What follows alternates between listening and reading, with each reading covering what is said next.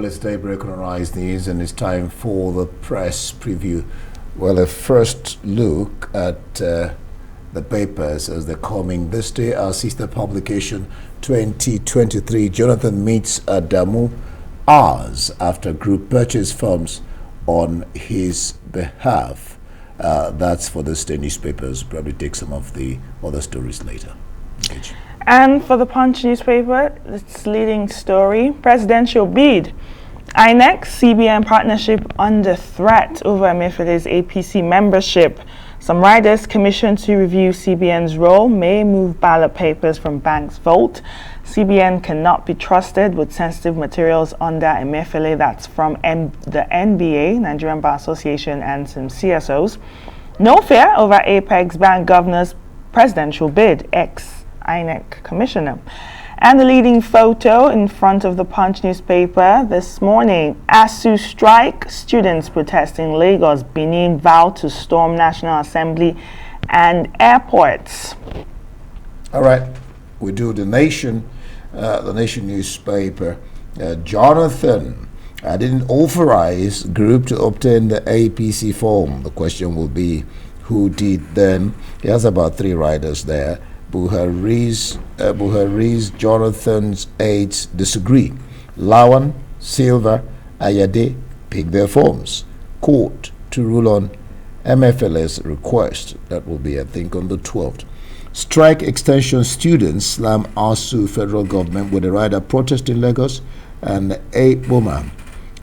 Families of the kidnapped train passengers seek rescue of loved ones. You can see the picture there. And then just at the top mast, of course, petrol scarcity worsens in Abuja. That story we just read it a while ago. Sakwato Zamfara failed to register pupils for WASC. One wonders why. You can find it on page 29. All right, let's leave it here for the Nation and go to some other. And the Nigerian Tribune, race for APC presidential ticket. Fulani Group pays for Jonathan's forms. Emefiele confirms ambition. Some riders, Senate President Lawan, Timipre Silva join race. CBN Governor wants court to make him remain in office and run for presidency. And just below here, the front page of the Nigerian Tribune, anger as ASU extends strike by another 3 months.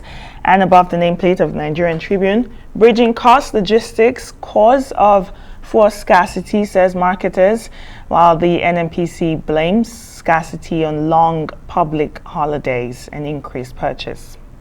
All right, let's look at 1 or 2 international papers before we'll call you in, Emmanuel. Let's look at the I. The I newspaper. All right, Starmer will quit if police find him. That's what the Labour leader is saying. He said Labour leader gambles career on being cleared. All right, that's for the I.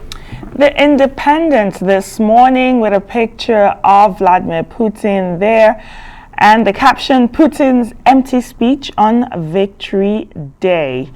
And another headline here, I'll resign if I'm handed COVID fine, says Keir Starmer. All right, I think we should go to Emmanuel. Okay, all right, now for a review of what's making the headlines in the press this morning, we're bringing Emmanuel Bello. Emmanuel, glad to have you join us. Good morning to you. Good morning. All right, well, the news seem to be making the front pages of almost all the papers, even as we begin with our sister publication, is a question of the Abajiris and pastoralist buying form for the president, for our president, Jonathan. But he's saying with a statement that he didn't authorize this. So the question will be, who did? While they're trying to railroad him into aspiring, to become another president again. What do you make of all this? I don't know whether to call it imbroglio. Well, yeah, I think when this story broke yesterday, I think the emotion most people felt was that of, shock. And I don't think the denial has actually taken away the shock. And why are people expressing shock? First, because there's been this story in in making the round that he was going to declare for the presidency. A lot of people did not even understand where that is coming from. Having left office, a lot of people think saw Jonathan for who he is. Someone that did his best, and he's now the jury is out there, historically to judge whether he did well, especially how he conceded, and he became something of a statesman, talking about democracy and talking about the fact that people should concede when they lose in an election. It was seen as a very as a good example of being magnanimous in defeat. That's how he was viewed around, and then. And then of course everybody was wondering why he was this cozy with President Buhari, who defeated him and said some real terrible things about him. Remember that the APC campaign generally was based on the failures of the 16 years of PDP, and no other person got more slammed than Jonathan by the APC administration, even this president talking so strongly about him. So people couldn't even understand the coziness that existed between them, and then there were those spate of denials. And so it's continuing in that spirit of denial when he said that, look, I didn't authorize those payments, and although people buying, the Fulani group buying forms for me. But he's not the first to deny. I remember, just recently, Emefiele coming out to deny, then suddenly showing up in court and wondering whether he can run. So we've seen examples of this kind of denials and what it turned to be. But I think the bigger question, or rather the bigger thing, is the emotion this is generating and the drama around it, and also the kind of conversation around the story. It's because it's getting hit, and I think the whole of today, that will be the talking point in most cycle.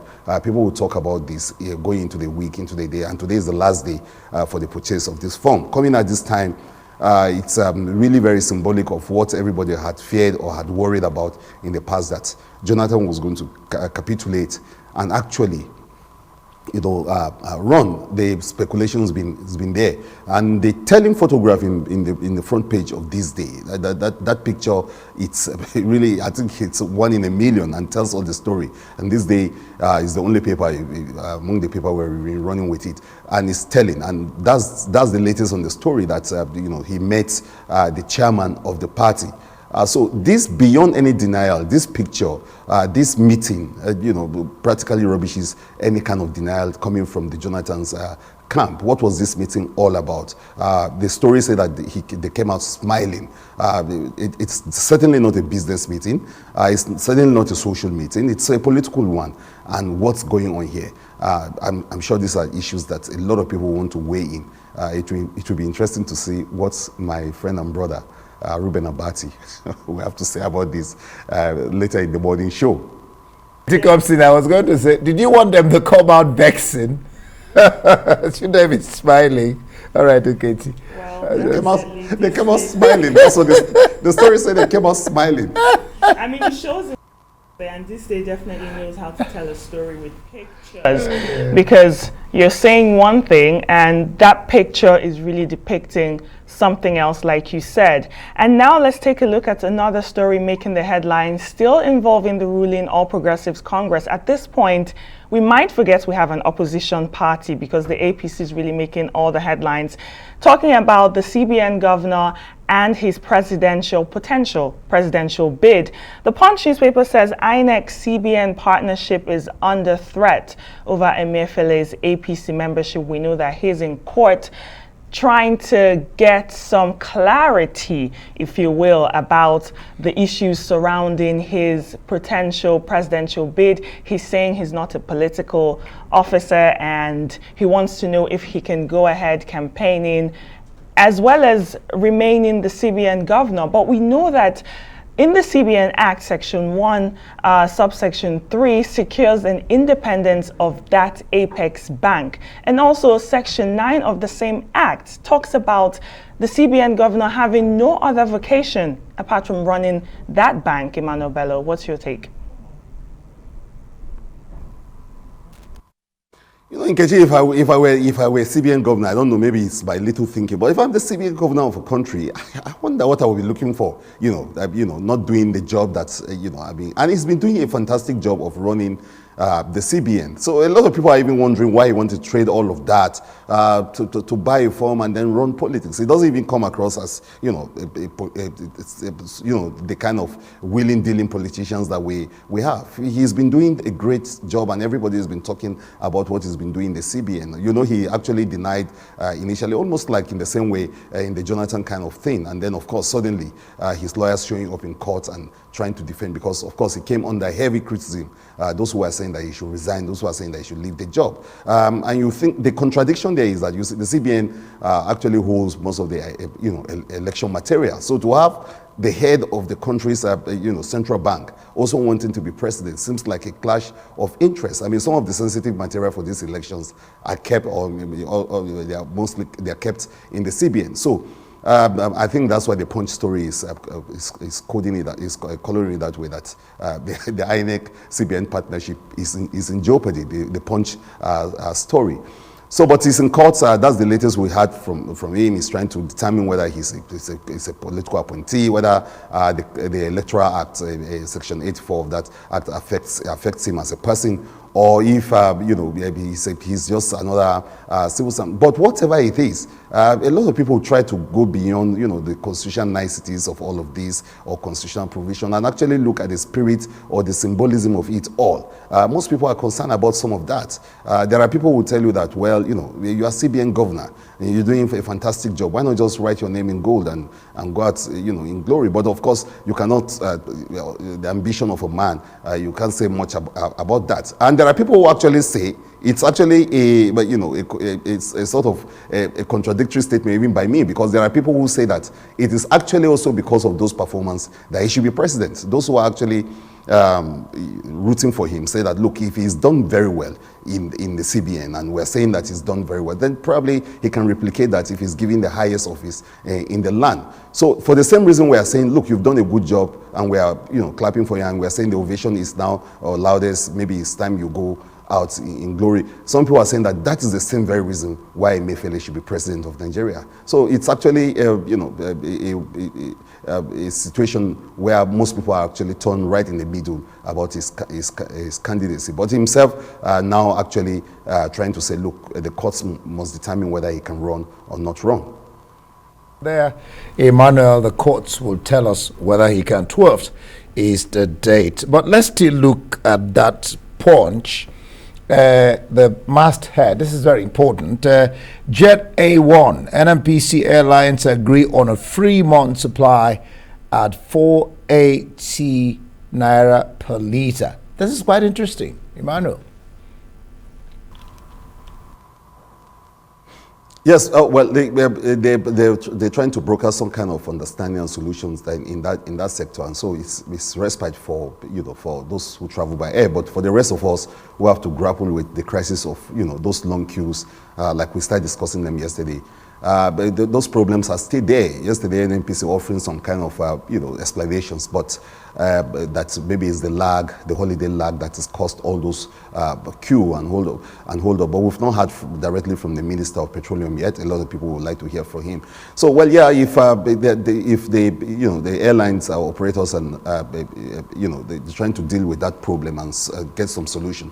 I think for the majority of Nigerians, it's the crisis of these long queues and shortages of fuel that really matter to a lot of people, and that is where some form of understanding and solution for most Nigerians will be very important at this point.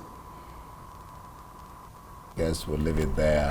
Bello Nkechi, what people will ask is, well, if you say it's because of long holidays, there's something we'll call plan, P-L-A-N. So the question will be, why didn't you plan ahead if you knew this was going to occur? But we'll leave it there for now. Thank you so much, Emmanuel Bello. That's a press preview.